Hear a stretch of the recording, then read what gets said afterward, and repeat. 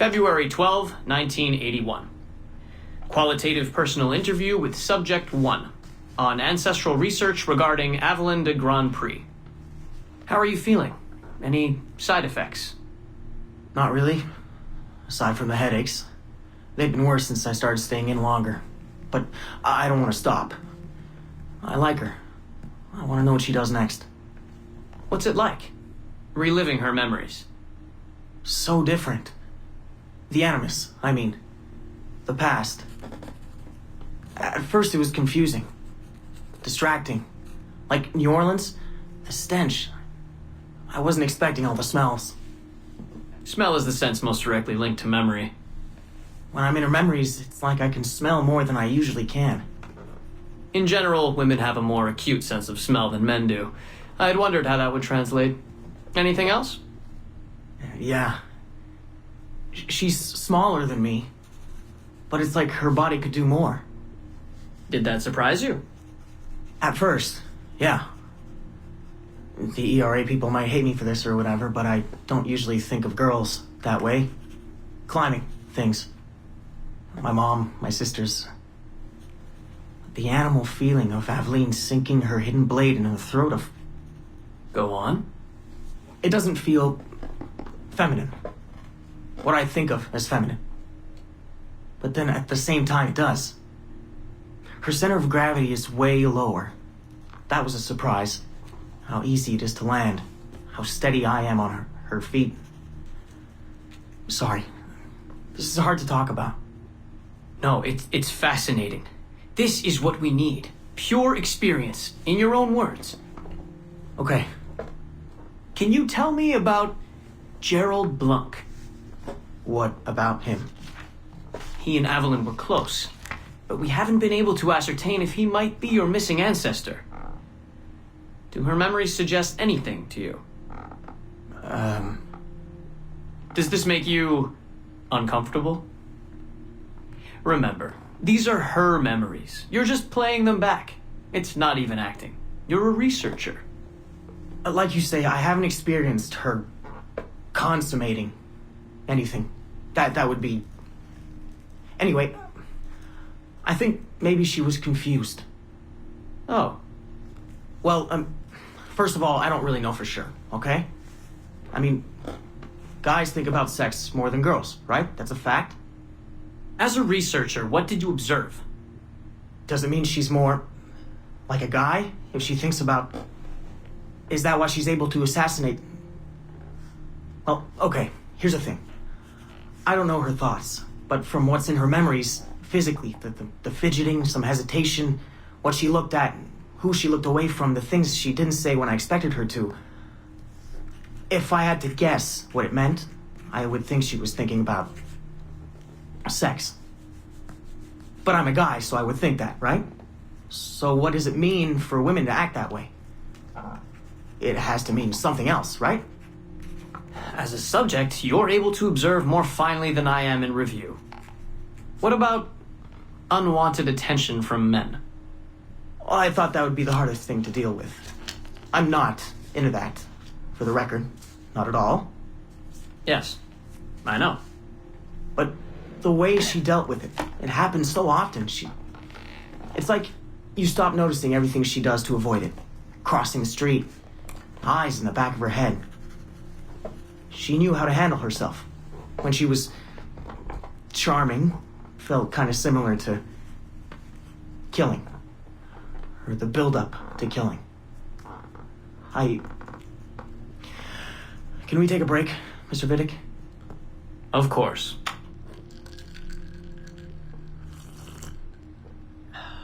We're ready to go on? Yes. Avalon was black. And white. On her father's side. You're sensitive to that? I guess. I mean, I'm white. Aveline looks black, so that's different. But you get used to it. Like with the girl thing. Until someone makes you not used to it. What do you mean? I don't think I've ever had to think so much about what I'm wearing or how I'm walking. But Aveline, it's like she goes through her whole life in these uniforms. People expect her to behave in a certain way. Definitely. Sometimes I worry I'll slip up and play too relaxed at the warehouse and, I don't know, blow her cover. You can't blow her cover. I know. I'm just replaying the memories. I can't change them, I know. But I see it, right? It's a risk. It's... Stressful? Yes. It's best when she goes out as an assassin. On the roofs or in the bayou. I think she was more relaxed that way. Can you imagine? You're only relaxed when you're going to kill someone. Let's stick to memories rather than imagination. What about the slaves? They're kind of just... everywhere. I mean, that sounds bad. Slavery is bad, but no one's acting like slavery's bad. It's fun when she frees slaves. Is it supposed to be fun? We're not looking for supposed to. Focus on what it is.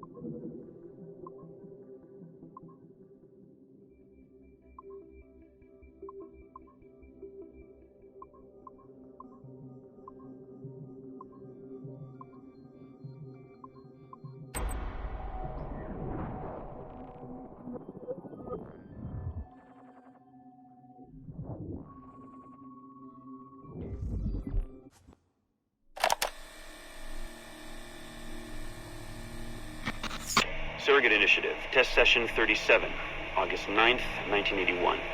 Host Eileen Bach, DNA sample SB1970.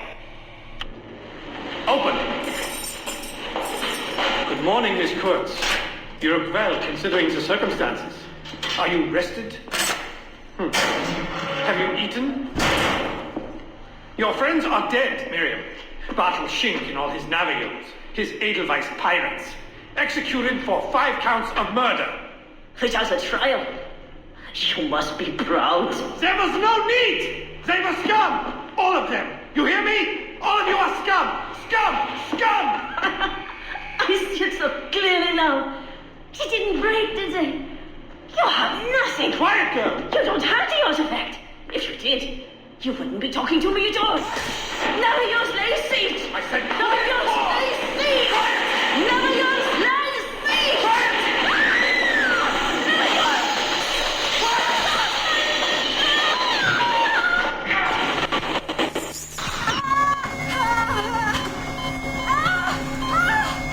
Get her out! Get her out!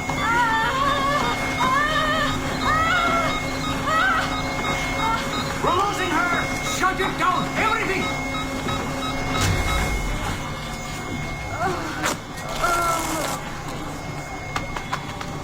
Eileen, open your eyes. Can you hear me? Eileen! Eileen! Power's off! Get the position in here! Step aside, son! Eileen, talk to me. Can you open your eyes? Clear! Oh, God, no spots!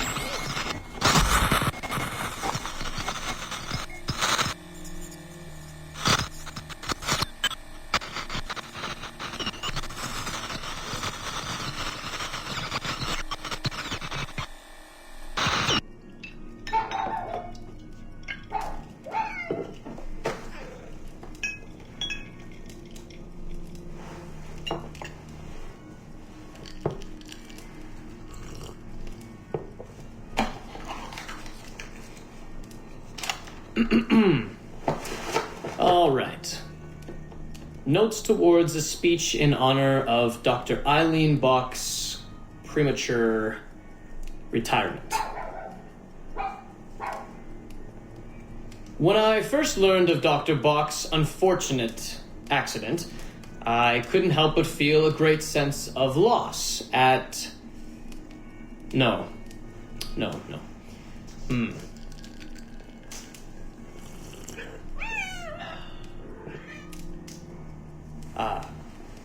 Dr. Eileen Bach has and always will be a friend and colleague.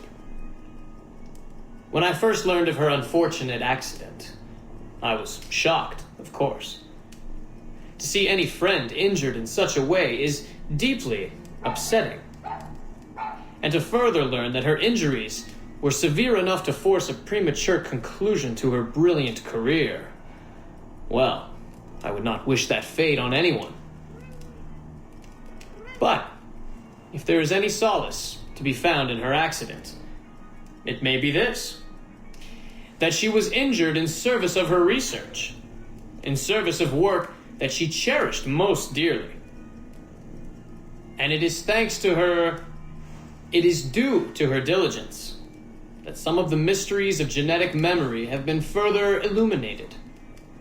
And while it is true that work on her project, the Surrogate Initiative, as she called it, has been temporarily halted, the copious amount of work she has done over the past 3 years has been incredibly valuable.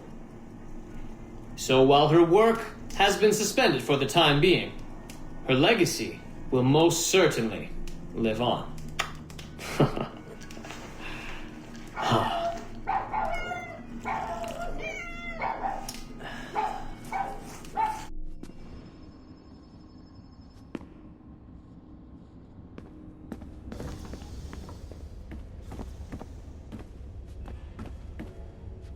Ah ouais, tu penses ça, toi?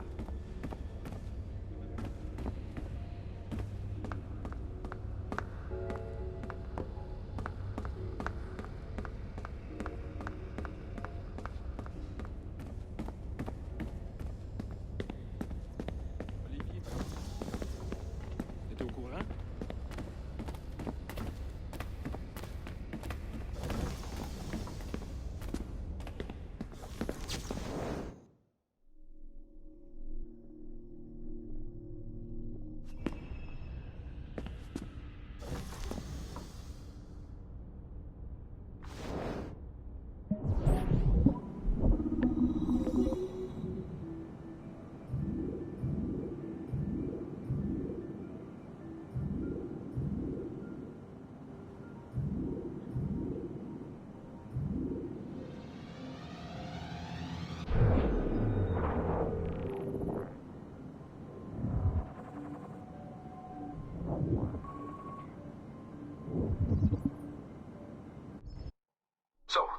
be a short one, Dad.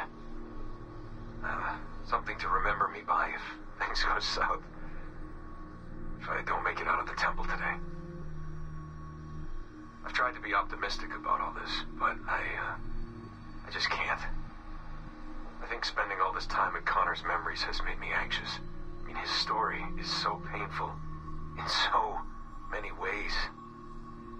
Still, he never lost hope. Even when his faith in others eroded. I can only believe that what we are doing is the right thing, and that I can stop this disaster. I know this. I mean, the technology is there, waiting for us to use it. I'm the final piece of the puzzle. Something in my genes, or my memories. Some final piece of code to switch the whole thing on. That's why I'm here. That's why they brought me here. Only, I don't know what I'll have to give up in return. My sanity, my life, it's impossible to say. I do know this. Our battle with the Templars will not be over. And whatever's inside that temple is not an ending. It's just another chapter in this endless story. And it'll be your job, and Mom's, and Sean's, and Rebecca's, to keep turning the pages. You know, I keep thinking about something Orson Welles once said. Something like, if you want a happy ending, it all depends on where you stop telling your story. So maybe that's the answer. Maybe that's how people keep marching forward. If something goes wrong in their dad, something happens to me. When you tell my story years from now, please tell them the one about how I lost my way, and then I found it again. Just in time to save the world. And just end it there. That'll keep everyone smiling.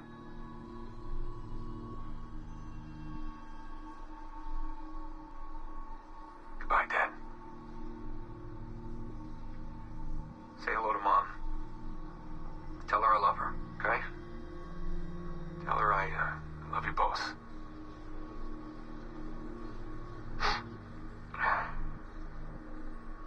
I love you both.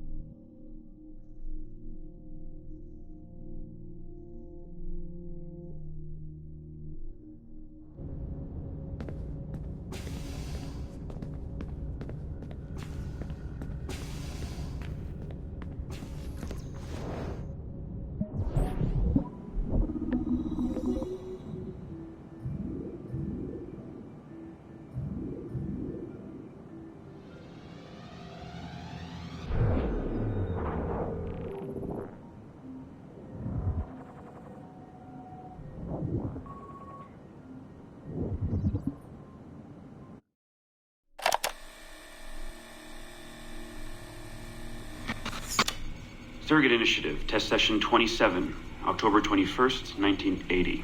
Host Eileen Bach, DNA sample SB1970. Miriam, my dear girl, there is no good reason for you to be here. But your intransigence requires that I detain you until you give me information I can act upon. The location of the artifact, perhaps, or the whereabouts of your leader, Bartle Shing. Just a little something to give Minister Goebbels some encouragement that we are on the right track. How about a nice hug? He looks so sad in all his photographs. Yes, he does, doesn't he? Perhaps you could pay him a visit yourself. He likes beautiful women. Actresses, musicians. Pirates? That's right, pirates. Pirates of the Edelweiss. Isn't that what you kids call yourselves? It's very amusing. And illegal, of course. Breaking Hitler's laws is half the fun. Oh, I imagine so. I imagine you were having a wonderful time just before we captured you on your search for friends. And that's the end of it. Damn it. Why can't we sustain the signal for more than just a few minutes? I need to relax. That's not the issue. This is dangerous work. These memories aren't in your bloodline. That's why it's not holding. There's got to be a solution.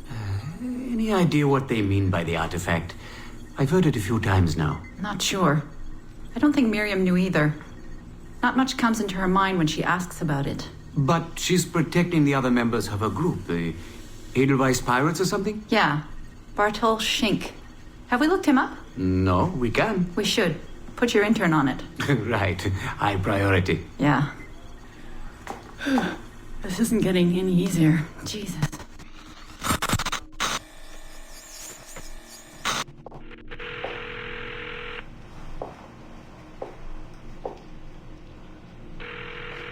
Hello? Hi, Seamus. It's Mom. Hey. How are you? Dad!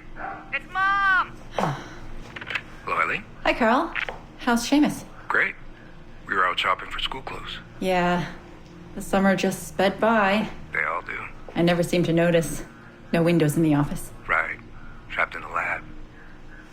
So, did you need to talk? Yes, sorry. I was curious about your mother, actually. Oh. Okay. How much did she talk about the war when you were growing up? Not often. Bits and pieces. Why? I was doing some research last week about World War II, and something came up about the Edelweiss Pirates, or the Navajos, and your mother's name popped up. Really? That's an odd coincidence. Does any of that ring a bell? Yeah. Mom ran with that group while the war was on. There were a group of kids who wanted to avoid the Hitler Youth programs, but in later years they escalated their activities to, bigger ideas like vandalism and sabotage. But why Navajos and pirates? Just some of the names they used. Navajos, Edelweiss Pirates, you know, kids. There were little pins, little white flowers. I may still have hers. That's interesting. And this is for work? Researching my mother? Not exactly, but... Sorry, I can't talk about it. Right. You never could. Hey, don't. I didn't mean to be flippant. No. Don't mind me. All for the greater good. I like to think so.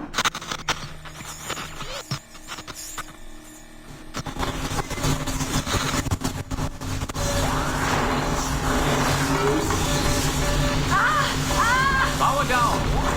You all right? Damn it! 5 months of this bullshit!